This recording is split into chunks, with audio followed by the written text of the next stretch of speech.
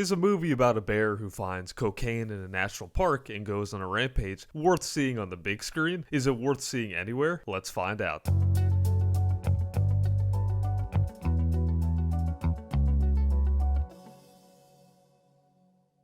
Ah yes, the state of comedy once again blows me away with this brand new Elizabeth Banks directed flick. Cocaine Bear follows several characters throughout its convoluted plot as they embark on their own little side quests, all while a cocaine-filled black bear goes on a rampage. Now on paper this sounds like a funny premise, shocking as well considering it's supposedly based on true events. However, this ridiculous storyline is not enough to carry the movie. It seems to rely so heavily on this crazy scenario, but it misses the mark on so many levels. Now look, I came into this expecting a wild and completely over-the-top ride. I was realistic, I wasn't analyzing this thing like Citizen Kane, but the problem is that in any good comedy or thriller, you should at least somewhat care about the characters. Cocaine Bear provides a lengthy cast including Keri Russell, Isiah Whitlock Jr., Jesse Tyler Ferguson, Margo Martindale, Scott Seiss, and somehow Ray Liotta, rest in peace. But as more and more characters are introduced,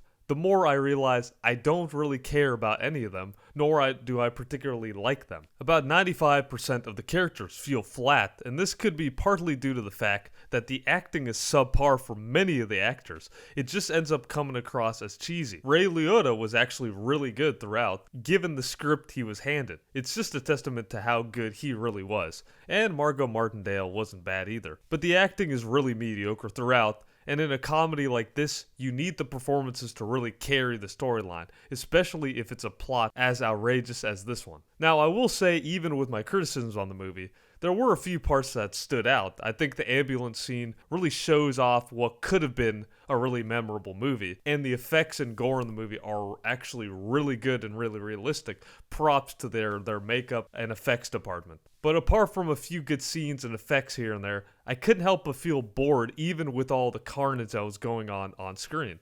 It's littered with cliches and moments that just make you roll your eyes or completely question the characters why they're so stupid. I chuckled maybe once throughout its 95-minute showtime, which may I add felt like they were trying to fill in time even with such a short time frame. Ultimately, the only thing worth talking about is perhaps the crazy event this is based on, but that just isn't enough to justify a full-length movie about it. If you just want to shut off your brain and watch some mindless yet really well done carnage, this movie might be for you, but for me, this just wasn't it. Cocaine Bear gets a mediocre 6 out of 10.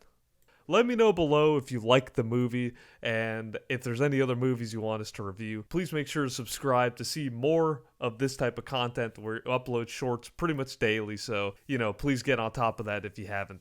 But I appreciate all the support, and I'll see you on the next video.